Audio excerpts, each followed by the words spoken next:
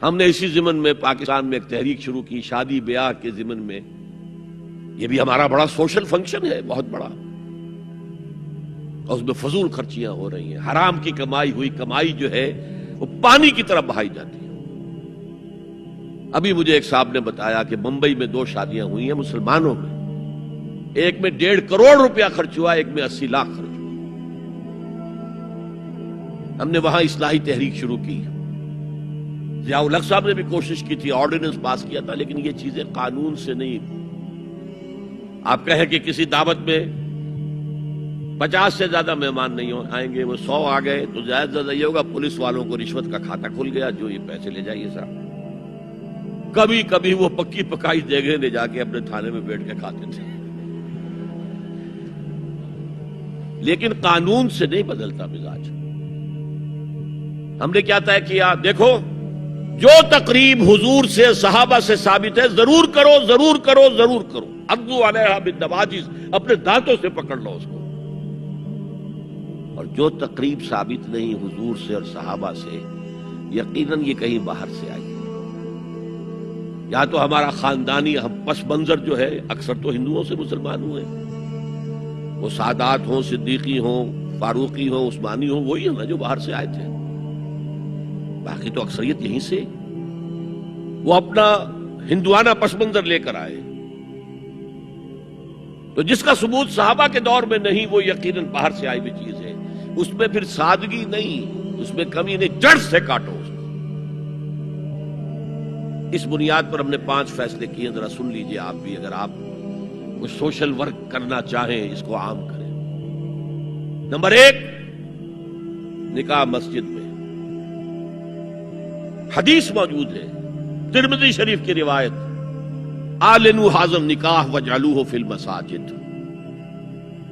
نکاح کا اعلان عام کیا کرو، مسجدوں میں منعقد کیا کرو. میں حیران ہوتا ہوں کیوں نہیں علماء کرام نے اس کی طرف توجہ دلائی. حدیث ہے. ہاں میں مانتا ہوں ان کا کہنا یہ ہے کہ یہ یہاں جو امر ہے کہ مسجد میں منعقد کرو، یہ امر وجوب کے لیے نہیں ہے، استحباب کے لیے. مستحب ہے یہ کہ مسجد میں. تو بھائی مستحب کیوں چھوڑ رہے ہو تم؟ وہ اس لیے چھوڑنا پڑتا ہے، مولوی بیچارے کی حیثیت ہے ہی نہیں معاشرے میں کہ وہ کہے جناب یہاں آئیے میرے پاس، میں نہیں آؤں گا آپ کے گھر نکاح پڑھانے کے لیے.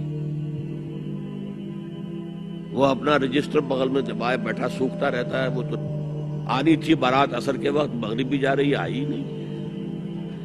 وہ بیٹھا غریب. پہلے 20-30 روپے ملتے تھے، اب 200 300 400 ملتے ہیں. اور کیا ہے؟ میں نے انہیں یاد دلایا، دیکھو شرم کرو.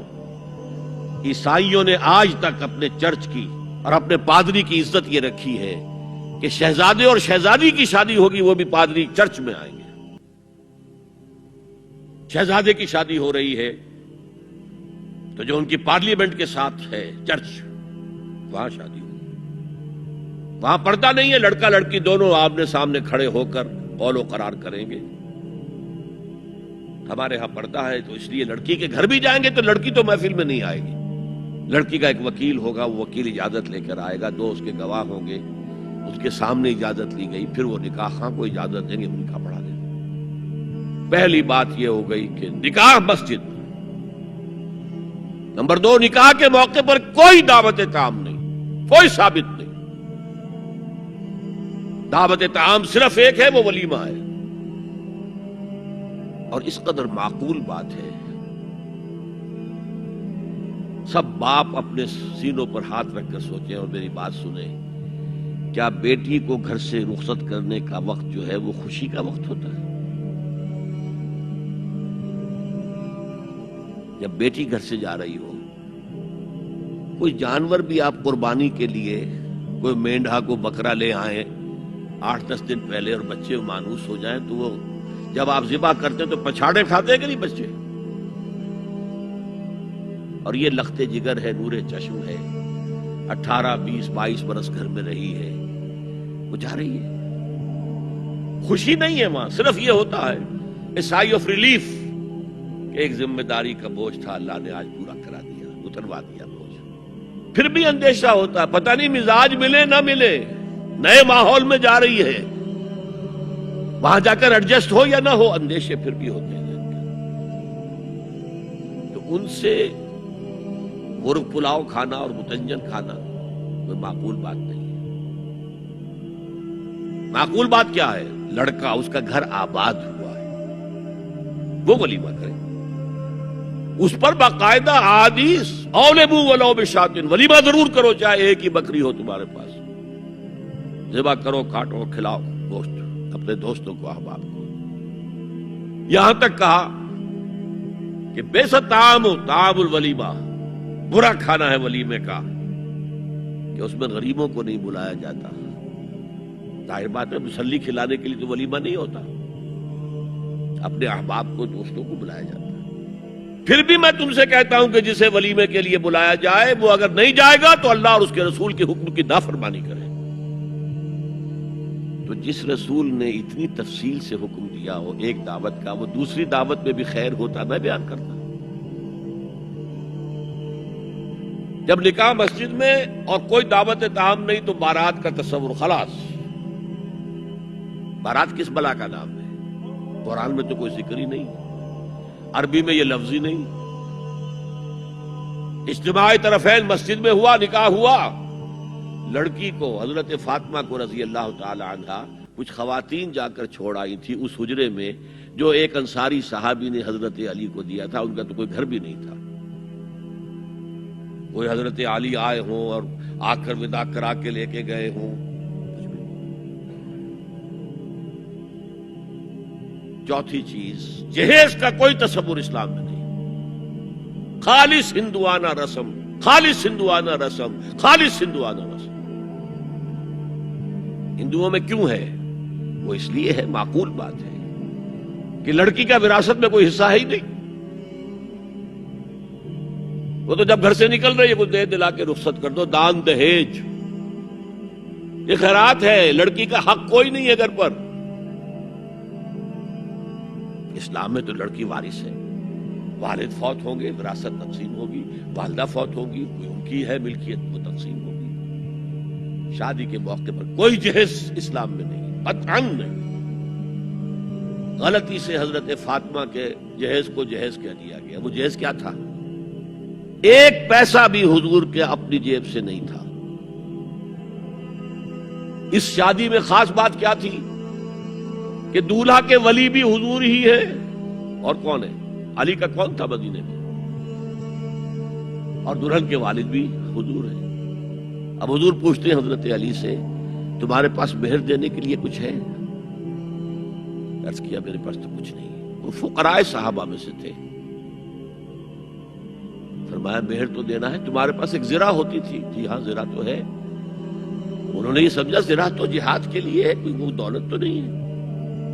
فرمایا جاؤ اسے بیچو یا گروی رکھ کے قرض لے کر آؤ۔ وہ گئے، حضرت عثمان نے خرید لی،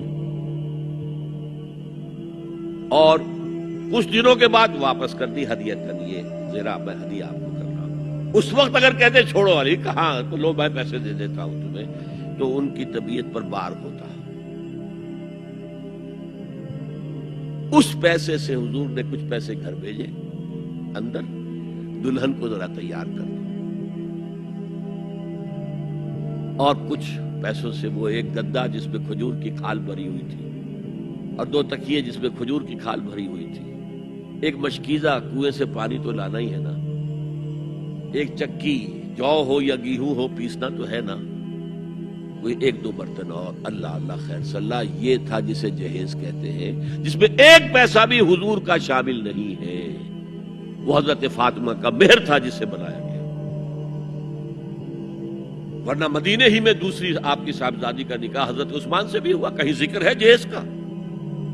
حضرت عثمان کا گھر بھرا ہوا، ہر چیزیں موجود، وہاں تو جہیز کا تذکرہ نہیں۔ بہرحال یہ شادی کو آسان کرو، زنا کو مشکل بناؤ۔ یہاں شادی کے لیے 9 من تیل ہوگا تو رادھا ناچے گی، ورنہ یہ کہ بڑی ہو رہی ہے، عمر ہو رہی ہے، سب کچھ ہو رہا ہے، لیکن کچھ تقاضے تو ہے نا، آخر کچھ تو کرنا ہوتا ہے نا، آخر کچھ نہ کچھ لوگوں کو تو کھانا کھلانا ہی ہوتا ہے نا، بارات تو آخر آئے گی ہی نا، کچھ نہ کچھ تو دینا ہی ہوگا، کچھ جوڑے کپڑے، کچھ یہ اسلام کا فلسفہ جو میں نے 4-5 باتیں آپ کو بتا، فلسفہ یہ ہے کہ لڑکی کے باپ پر 1 پیسے کا بوجھ نہیں. مجھے لڑکی پال پوس کے تمہارے حوالے کر دیا، اب اور کیا چاہتے ہو تم؟ سارا مرد آزماں مرد آفرین، مرد کو چیلنج دیا ہے، تم مرد ہو، مہر تم دو گے. اور سب سے بڑھ کر کیا ہو رہا ہے آج کل بھی ہوتا ہے، وہ ہمارے کچھ کام ہوتے ہیں اسلامی، وہ بھی ہے، کچھ وہی ہندوانہ پس منظر. نکاح کی محفل میں چھوارے کون لے کے آتا ہے جی؟ لڑکے والے. اور پلاؤ کن سے کھاتے ہیں بھائی؟ جس کو تمہیں مرغ پلاؤ کھلا رہا ہے وہ چھوارے نہیں بانٹ سکتا تھا. یہ ہے اسلام اور غیر اسلام کا امتزاج. چھوارے لڑکے والے لے کر آئیں گے اور پھر دعوت اڑائیں گے لڑکی والوں کی طرف سے.